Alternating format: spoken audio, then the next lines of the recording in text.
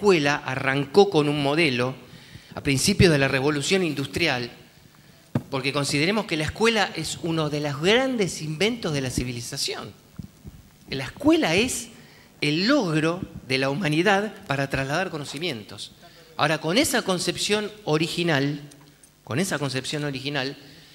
la escuela, según muchas personas respetables que estudian el tema, porque no se olviden que yo soy un facilitador, yo quiero compartir con ustedes distintos conocimientos, distintos experimentos y distintos puntos de vista, pero no represento a nadie en particular.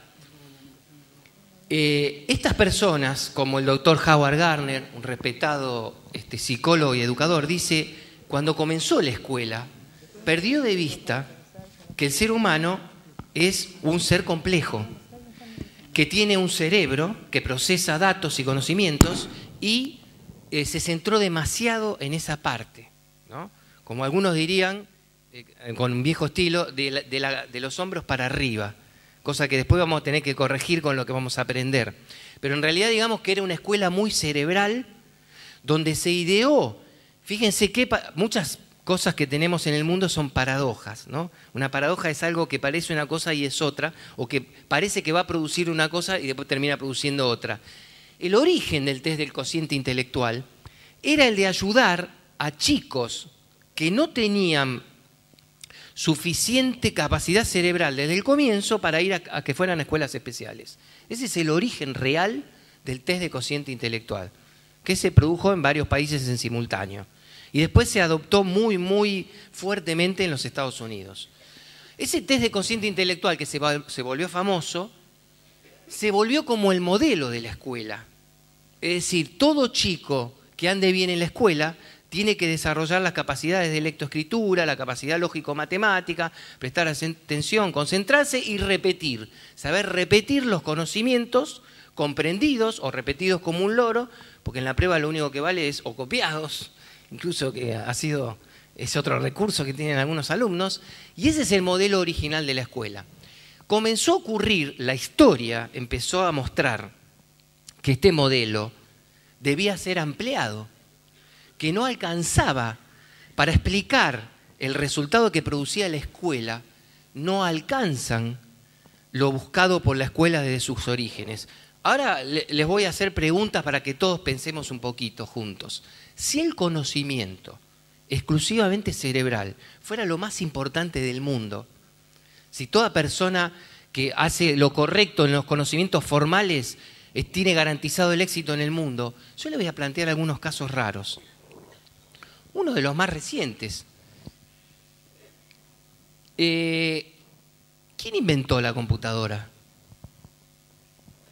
¿La inventó una persona recibida y terminada en una universidad?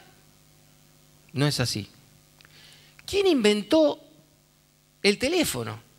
Uno diría, una persona que inventa el teléfono tiene que ser un ingeniero, tiene que saber de electricidad. Poder conectar el hecho de que la voz humana pueda viajar por la electricidad y encima siendo reconocida como la voz de mi mamá o la voz de mi hijo o de mi esposa, es un milagro. Es una cosa... ¿Y quién inventó el teléfono? ¿Algún tipo de ingeniero? No, un maestro de sordomudos. Alexander Graham Bell, en la pasión descontrolada de ayudar a su esposa, que era hipocúsica, terminó inventando el teléfono y terminó fundando una compañía que existe hasta hoy. ¿Quién fue el primer hombre en pensar en producir? No digo que fue el que inventó el auto porque hubo varios simultáneos, pero sí el primero en crear una fábrica completa de trabajo en serie con el auto, que fue una revolución para la civilización. Otra vez, ¿qué podríamos decir? Una persona que se mató estudiando y fue a la universidad y, claro, entonces tenía en la mente todos los planos para la fábrica de autos. ¿Quién produjo la primera fábrica de autos en serie y en serio? Henry Ford. ¿Saben cuál era el único título académico, entre comillas, que tenía Henry Ford? Ninguno. Su título era ser el hijo de un terrateniente. Que su propio padre, con el dinero que tenía, con las tierras, le decía, no pierdas el tiempo con esa estupidez. Esa máquina ahuyenta a los animales con ese ruido. Nunca va a funcionar en el mundo. Pero Henry Ford lo logró. ¿Quién inventó el avión? La pucha. Ahora hablamos de que el hombre puede volar. Si antes había que ser ingeniero para trasladar la voz humana por un cable eléctrico, ¿qué podríamos decir de crear una máquina que permita que el hombre vuele? El título académico de los hermanos Wright era mecánicos de bicicletas. Y ahora vamos al caso más interesante de todos. Un chico cuya maestra le dio una notita y le dijo que mañana venga tu mamá a hablar al colegio. Entonces la mamá se presentó con el niño al otro día y la maestra le dijo, mire, lamentablemente señora, tengo que decirle que su hijo no está funcionando en la escuela y tengo que pedirle que lo retire de la misma.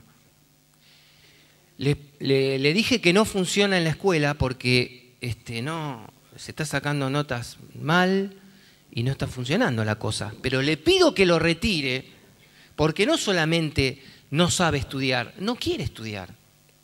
Está siempre atrás de todo, haciendo dibujitos raros. No me gusta la actitud de su hijo. Me parece que su hijo no va a llegar a nada en la vida. La madre, cuando escuchó eso, por fortuna de todos nosotros, porque la historia es así, cuando estaba la Guerra Fría, 2 personas que apretaran un botón y todos nosotros estábamos involucrados en una guerra atómica. Bueno, en ese momento, esa mamá de ese chico, si hubiera dicho, sí, tiene razón, me parece que mi hijo no va a llegar a nada en la vida, no sabemos qué le hubiera pasado a ese chico. Él en su autobiografía escribió, me acuerdo de ese día y mi mamá creo que me salvó la vida al haber discutido con la maestra. La madre dijo, yo no estoy de acuerdo con usted. A mi hijo le encanta aprender lo que hemos venido a hacer acá. Yo también he venido a aprender, voy a aprender de las preguntas, aprendo de las caras, de los comentarios, aprendo en el almuerzo, cuando podamos conversar. Hay que estar aprendiendo todo el tiempo. La madre le dijo, mi hijo ama aprender, lo que pasa es que lo de la escuela no le funciona, no es lo que mejor le funciona. Voy a tomar a cargo yo un tiempo la educación de mi hijo, pero no estoy de acuerdo con usted. Y se lo llevó. Y ese hijo que escuchó esa declaración de la madre recuperó la autoestima, que parece que la autoestima no tuviera nada que ver con la educación, nada que ver con aprenderse el teorema de Pitágoras, pero hoy vinimos a aprender que sí tiene que ver, y está demostrado, por la historia y por las neurociencias. Ese chico se llamó Thomas Alva Edison. No fue a ninguna universidad, no fue a ninguna escuela secundaria, no terminó la primaria. El inventor más prolífico de toda la historia de la humanidad, 1093 patentes. Y si nos queremos, para no ser injustos, fue un empresario brillante. Creó la General Electric, que sigue funcionando hoy. Fue el primer ser humano que, no contento con inventar un milagro que sigue hasta nuestros días, con modificaciones, se propuso crear toda la infraestructura para iluminar por primera vez una ciudad completa. Y eso produjo una revolución mundial. El señor Bill Gates, ¿lo conocen? ¿Lo oyeron nombrar?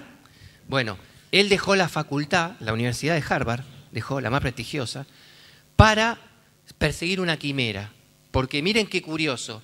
Y ahora le damos una vueltita de tuerca a eso y retomamos. Hasta ahora nombramos casos notables de personas que lograron cosas, y si nos pusiéramos un signo de interrogación, ¿por qué lograron personas poco preparadas intelectualmente? ¿Por qué lograron lo mejor? ¿Qué hicieron? Gates, fortuna número 1 del mundo, empresa más rentable durante 20 años. Y ahora, por suerte, filántropo, que ha donado toda su fortuna para causas mundiales como la lucha contra el SIDA en África. Ese señor, pregunta número 1, ustedes me contestan, ¿inventó esta máquina? No. Qué raro entonces, ¿no? Fortuna número 1. Segundo, no estoy valorando la fortuna como un bien exclusivo de la vida. Estamos hablando de lograr un impacto en la historia de miles y millones de personas. Henry Ford murió multimillonario, pero creo que era justo, porque creó un aparato, una máquina que nos cambió la vida. La Internet nos está cambiando la vida. Es justo que algunas personas que arriesgan, los hermanos Wright arriesgaron su vida para que tengamos el avión. Pasteur, que lo citó el profesor Albornoz, también arriesgó su vida. Entonces, la vida premia. Gates, si no inventó la máquina esta, ya sé, inventó las ventanitas, que por eso se llama Windows. ¿Cuál es la respuesta? No, la respuesta es no. No inventó tampoco las ventanitas. Entonces, ¿cómo se explica que un señor? Porque hasta ahora veníamos hablando de inventores. Ahora estamos hablando de una persona que no inventó ni la PC, ni las ventanitas, y es el que más aportó a la revolución tecnológica del mundo. ¿Por qué? Porque tuvo una visión. Y la visión no es solamente un acto intelectual. Cuando yo digo, yo voy a llegar un día a hacer tal cosa, ¿qué creen ustedes? ¿Que está implicada nada más la declaración intelectual o hay otra cosa que tengo que tener adentro? ¿Cómo quieren llamarlo a eso que tengo que tener adentro para moverme? Ganas, motivación, pasión, perseverancia, confianza. A ver, una más. Convicción, autoestima, utopía. Pero quiero que den con una emoción importante o con una actitud emocional. Sí, deseo, pero si yo digo, yo quiero lograr esto, pero esto es muy... ¿Cómo? Un segundito. Todo lo que dijeron está muy bien. Todo eso hay que tener y me encanta escuchar tantas palabras. Un segundito, espérenme un segundito.